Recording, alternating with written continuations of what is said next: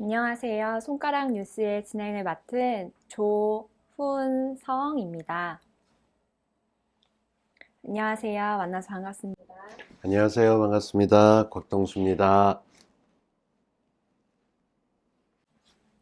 제가 깜짝 놀란 것을 봤는데요. 한국이 OECD 중에서 노인 자살률이 가장 높다고 합니다.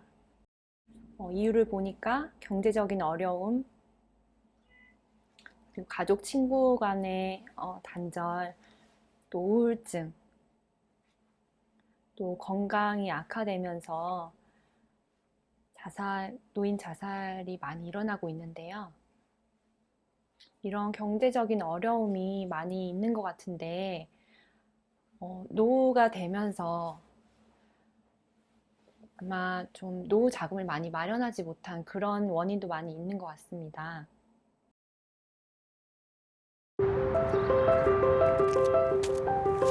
외로움을 알리는 신호, 요즘 안 보이시네. 도움을 바라는 신호. 무슨 일 생겼나?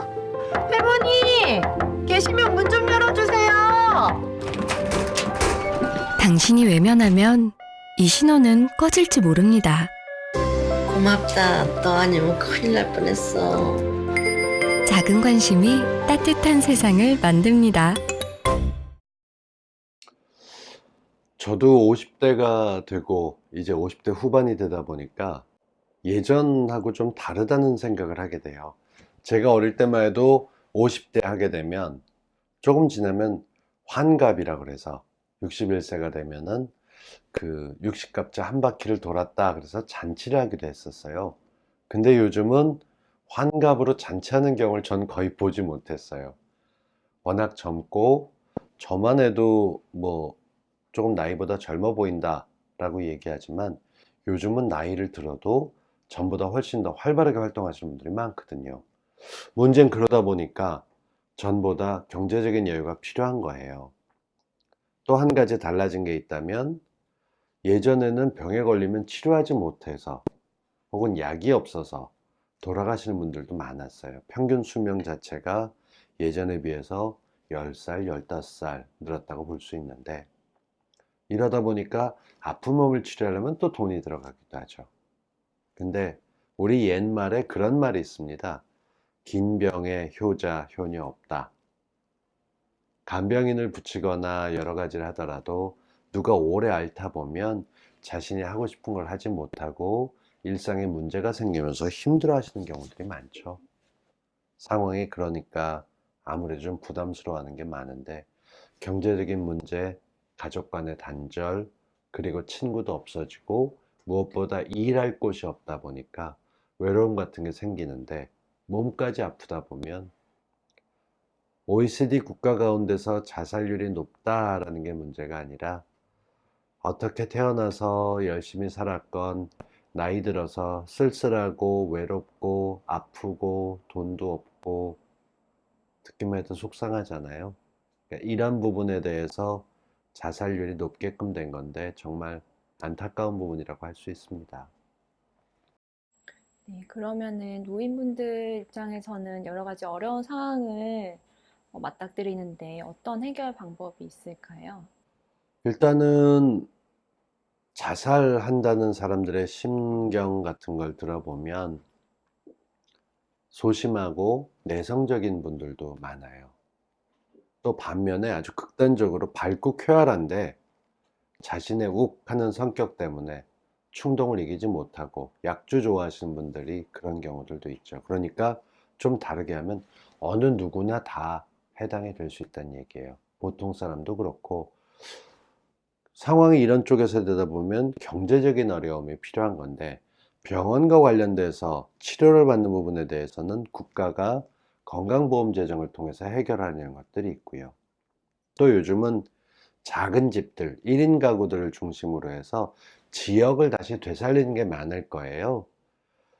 뭐 저만 하더라도 어려운 일을 겪었을 때 그냥 서울에서 살면 주거 비용이 많이 들어가고 그러니까 서울에 갖고 있는 집을 팔고 목포나 순천이나 이런 쪽으로 가고 싶었던 쪽으로 바닷가 마을 같은 데 가서 살아보면 어떨까 라는 생각이 들었는데 저도 모르게 계산을 해보게 되더라고요.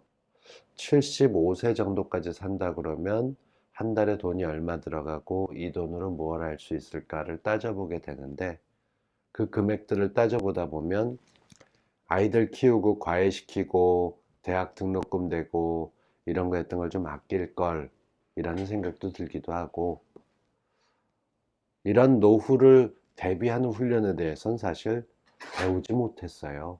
그래서들 더 안타까워하는 거 아닌가 싶은 생각도 들어요. 이렇게 노인분들의 많은 상황이 어려운데, 앞으로 계속 몇 년이 지나서 더 개선이 될 수 있는 부분들이 있을까요? 하나는 제가 확실하게 말씀드릴 수 있어요. 제가 어릴 때부터, 그러니까 20대부터 한 35년 동안 경제가 아주 좋아졌습니다 라는 얘기는 못 들어봤어요.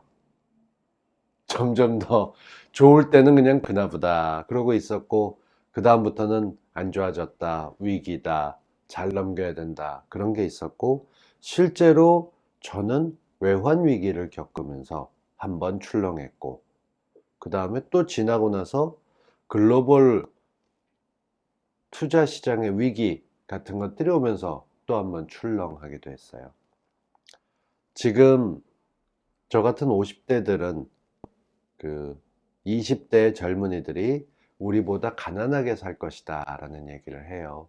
이유가 부모가 한 명밖에 자식이 없으면 부모가 모았던 재산을 자녀한테 줄 수 있지만 부모가 오래 살다 보면 병원비도 많이 나가고 생활비도 많이 나가고 그럼 물려줄 돈은 적은데 보통 자녀가 하나가 아니고 둘 정도 있다고 하게 되면 절반으로 나눠주게 되는 거죠. 그렇게 되면 전에는 집 한 칸 사는 게 그래도 노력하면 5년, 10년이면 됐다 하지만 경제는 발전하고 국민들은 잘 사는데 집 사는 데 걸리는 시간은 점점 더 멀어지게 되는 거죠. 그러니까 이게 집이라고 말씀드렸지만 경제적인 것들은 어려움이 있을 수 있기 때문에 노년의 삶이 나아지는 것은 개인의 노력만으로는 안 될 것 같고요. 조금 더 괜찮은 국가나 지방자치정부의 노력이 있어야 돼서 요즘 서울시 같은 경우는 50세 이상이면 뭔가 새로운 걸 배울 때 돈을 내고 배우기가 그렇거든요. 의지가 있고 끝까지 배우겠다 하게 되면 가르쳐주는 무료 학교 같은 것도 만들어 놨고요. 각 지자체에서는 비용 하나도 안 받고 가르쳐주는 문화교실 같은 것들도 많아요. 도대체 그걸 배워서 뭐에 써먹으려고 그렇게 다니지 하지만 우리 행복했던 시간을 떠올려 보면요.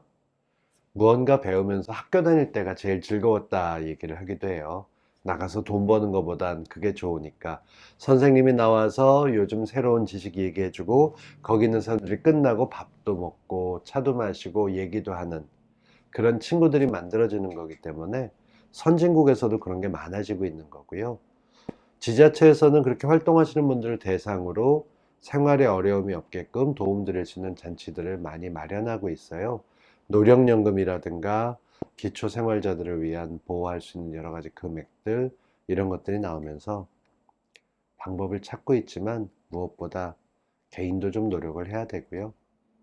부모님들 고생하셨으니까 자녀들 또 다른 자신의 아이들 키우느라 바쁘겠지만 조금 여유를 나눠주시는 것도 좋지 않을까. 부모님들은 자식들한테 손 벌리는 거 잘 못하거든요.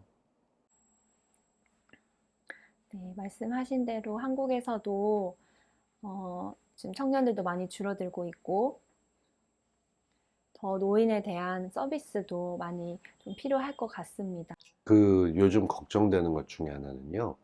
사람이 살다 보면 겪어보니까 20살 때 제가 하던 생각이 50살이 되면 달라지게 되는 경우도 있어요. 세상을 보는 눈도 달라지고 경험도 좀 있는데 우리 사회는 지금 20대들이 50대에 건강보험이나 세금 같은 걸 부담한다고 오해하는 경우들도 있는 거죠. 그래서 사실 이게 젊은 세대와 노년 세대 간의 갈등이 되기도 해요.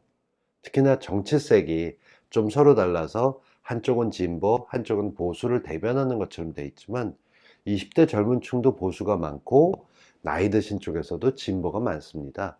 그러다 보니까 서로 그쪽에 묶여서 서로 살펴보면 외면하고 미워하면 안 될 것 같고요.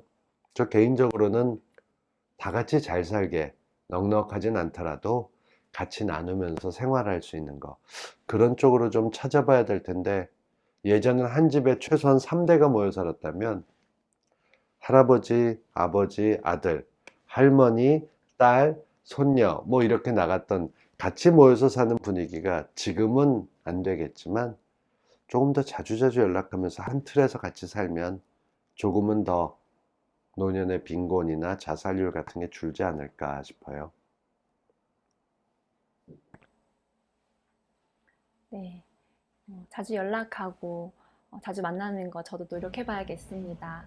오늘 좋은 말씀 감사드립니다. 오늘 손가락 뉴스 저희의 영상을 보시고 유익하셨다면 좋아요와 구독 많이 눌러주세요. 손가락 뉴스 마치겠습니다. 감사합니다.